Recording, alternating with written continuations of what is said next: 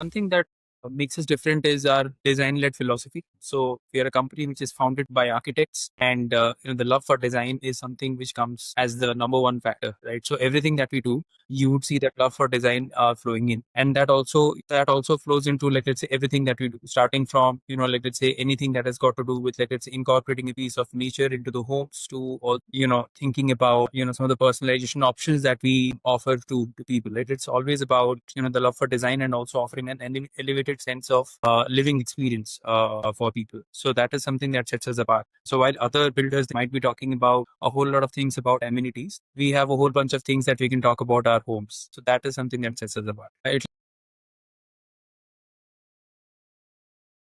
It will be a little difficult for me to reveal the numbers. I can give you a ballpark sense of pieces, right? So, like, typically the way we operate our business, we have a plotted development business, and then we also have our homes. And within homes as well, like, we have, your villas, villaments, and getting into penthouses of apartments, which are, like, let's say, the really high value projects. And then we also have the mid segment homes. But something which is mid segment for total environment still is very much into the luxury space for, like, overall Bangalore as a market.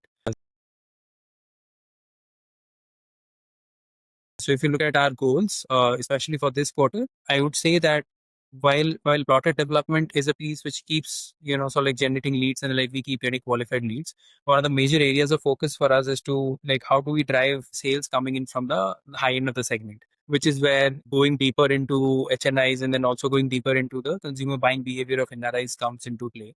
And then, probably breaking that into, like, different micro markets within Bangalore, because as we speak, majority of our open inventories are still lying in Bangalore, while we do have projects in Hyderabad, Pune and all, but most of our open projects are still in Bangalore. So we have got some exciting launches lined up, in the subsequent quarters. But for now, it will still be, like, let's say, majority of our focus is going to go towards, so, like, how do we generate traction for our villas and penthouses. So, yeah, so one of the pieces that we are seeing increasingly across platforms is, whenever we go and interact with our platform point of contacts, they keep saying that, like, you will have to have a good mix of creative diversification, right? Like, whosoever we talk to, be it Meta, be it LinkedIn, any other platform, they say that, okay, like, the more the merrier. And most of those creatives also will have to be distinctly different, right? But what happens is, like, when we are trying to do all of these experimentations, and then, like, it's in multivariate testing, and then, like, getting those people from, like, different creatives coming onto the landing page, the landing page stays more or less the same.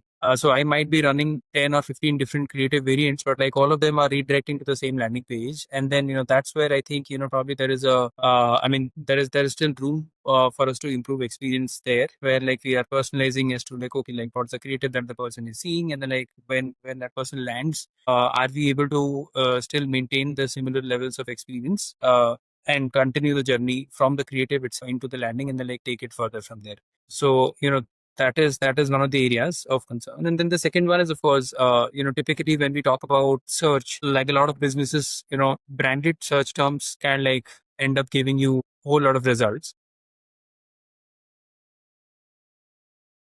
But more often than not, what we do not have there is a clear intent beyond the brand term, right? So, like, there's a total environment. We have, like I said, we have plots, we have apartments, we've got villas.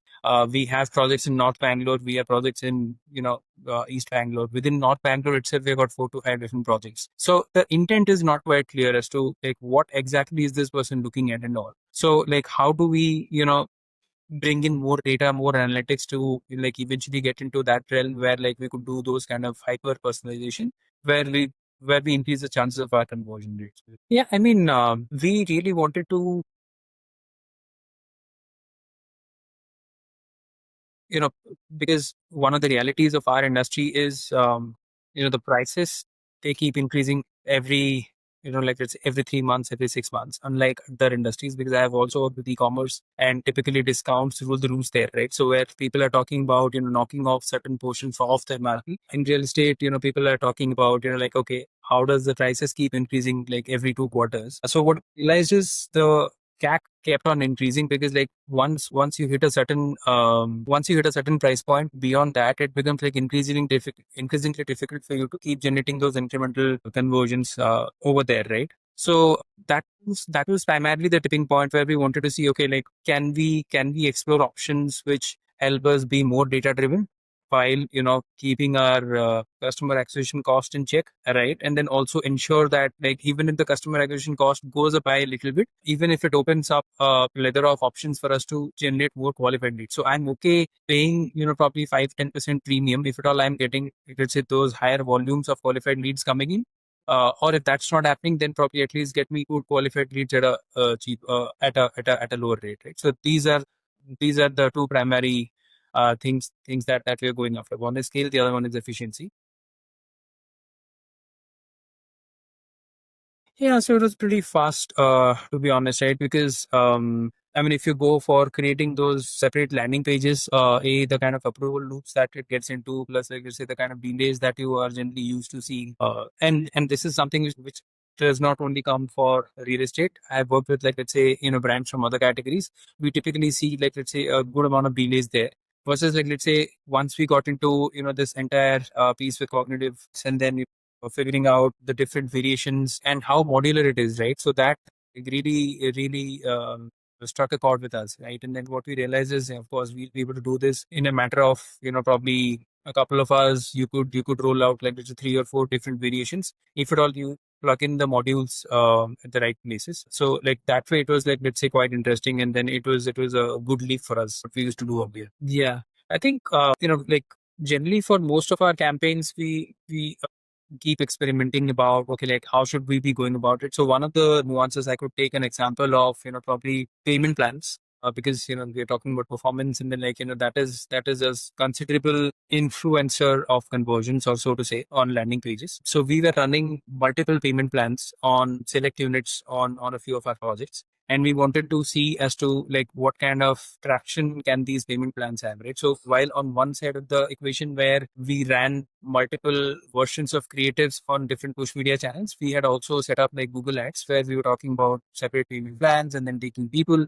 but everything was going onto that generic page which had, like, let's say, the payment plans listed out there. And then we had one use case where we had cognitive UX, and then we went with multiple payment plan options. So it was majorly giving people that plethora of options, right? So because we don't know whether 30/70 will work with somebody, or like was it 10/90 will work with somebody, or like let's say 25 will work with somebody.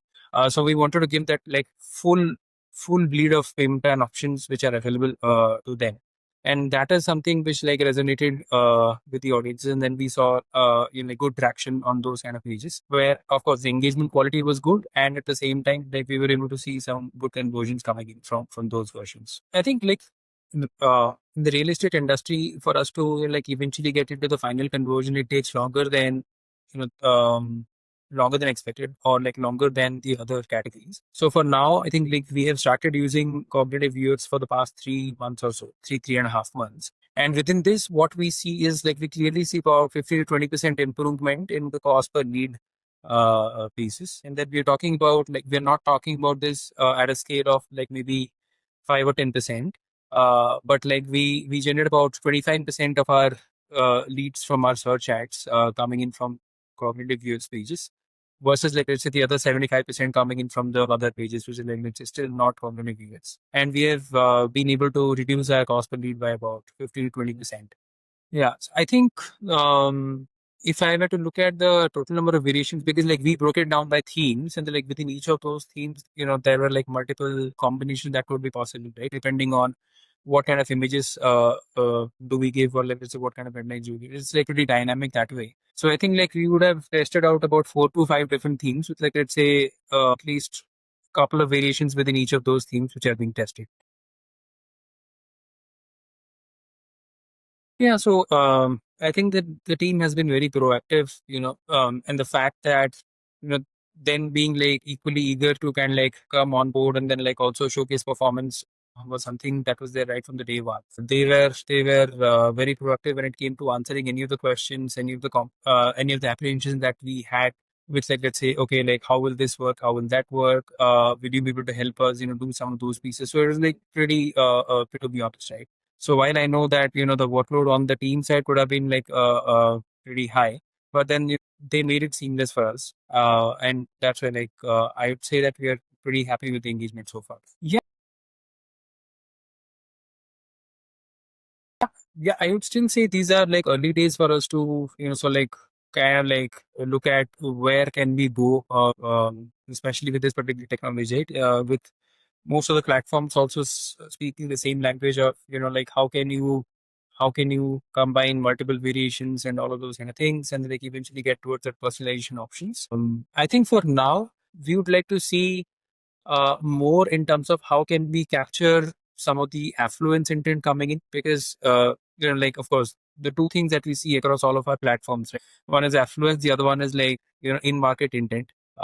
Especially on the search side of things, many times we miss out on some of those signals which most of these platforms have been working on, right? So what they say is they take a lot of signals into considerations while showing our ad to the right sort of audiences. Like I would be interested to know how can this particular technology help us with some of those areas. Right? Say location intelligence is something that we are already trying out. So someone searching for our term from one particular locality within Bangalore. So we can obviously show them, projects which are closer to their locality. So that becomes hyper personalized for that particular person. So that is like one way of looking at it. So what are some of the other ways through which we could like go deeper into those ones is something that we are looking for. Yeah, but like I'm pretty sure that given the kind of targets that we are chasing, and yeah, of course, international also becomes a very important market for us given the price point that we operate in. So within international as well, we are little thin on the data slash intel slash research with respect to like going after the right cohorts and going after the NRIs who might be looking at Bangalore as a potential investment option. So what we have seen is people might be interested in investing in India, but like India as such is huge, and then like you would have a considerable share of demand also going towards NCR or Mumbai, followed by Bangalore. So how do we sort of like see those kind of signals or contextual pieces coming in, where we can like take in the benefit of those ones, and then like eventually figure out solutions for our international markets also could be helpful. Yeah. Sure. So I think yeah, like you guys solve a very important challenge for a lot of performance marketers, which is like how do I how do I make landing page creation as well as landing page testing a lot more easier and seamless, right? Because like while a lot of times like we devote a lot of our time, energy, and effort in terms of figuring out the creative and figuring out the targeting in audiences, landing page is one of the areas which can give us like direct uplift in performance. Because like let's say 1% change in conversion rate can like completely shift a bit in here, versus like let's say whatever we keep doing with like let's say each of the channels which drive traffic onto the like let's say the final landing page. So I think it is a very significant area of uh, importance for a lot of performance marketers. And yeah, of course, like it has not gotten the kind of importance that it should have gotten earlier. But yeah, like I think that's how I'd like to sort of like take cognitive viewers to the rest of the performance marketers once, right? Like just up your landing page game using cognitive viewers.